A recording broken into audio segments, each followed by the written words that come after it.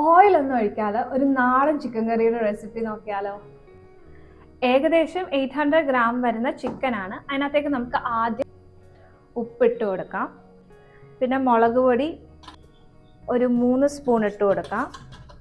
മല്ലിപ്പൊടി ഒരു 2 സ്പൂൺ ഇട്ട് കൊടുക്കാം.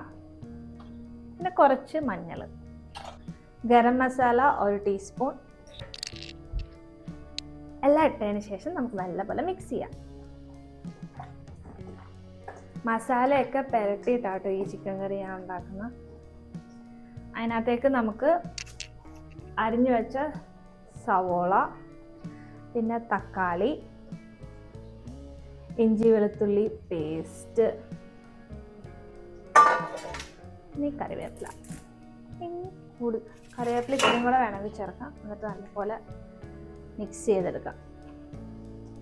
എല്ലാ സവോളയ്ക്കകത്തും തക്കാളിക്കകത്തും എല്ലാം മസാല ചേരണം.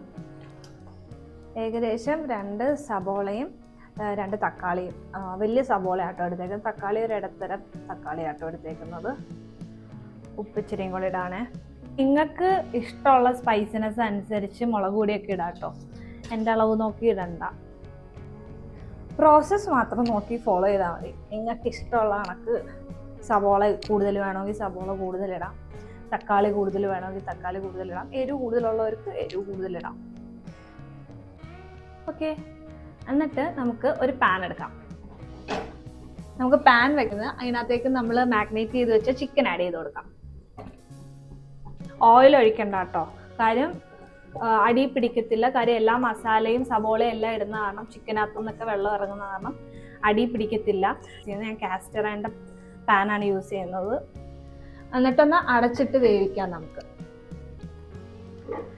ഇടയ്ക്കിടയ്ക്ക് ഒന്ന് തുറന്ന് ആയോ എന്നറിയാൻ വേണ്ടി ഒന്ന് ഇളക്കി കൊടുക്കാം കേട്ടോ. നമുക്ക് ചിക്കനിന്നൊക്കെ വെള്ളം വന്നിട്ടുണ്ട്. ഇതിങ്ങനെ ചെയ്യുമ്പോൾ അടി പിടിക്കുമെന്ന് ഡൗട്ടുണ്ട്. കാര്യം വെള്ളം വന്നുകൊണ്ടിരിക്കും. കുറച്ച് നേരത്തേക്ക് നമുക്ക് ഫ്രീ ആണ്. നമ്മൾ യൂഷ്വലി സവോള മാത്രം ഇട്ട് വാട്ടിയെടുക്കുമ്പോൾ ഒരുപാട് സമയം എടുക്കും. ഞാനപ്പോൾ ഇങ്ങനെയാണ് ചെയ്യാറ്. എനിക്ക് സുഖമായിട്ട് തോന്നാറുണ്ട് കേട്ടോ. വെള്ളമൊക്കെ വന്ന് ചിക്കനൊന്ന് വെന്തതിന് ശേഷം നമുക്ക് തുറന്നിടാം. തുറന്നിട്ട് വെള്ളം വറ്റിച്ചെടുക്കാം.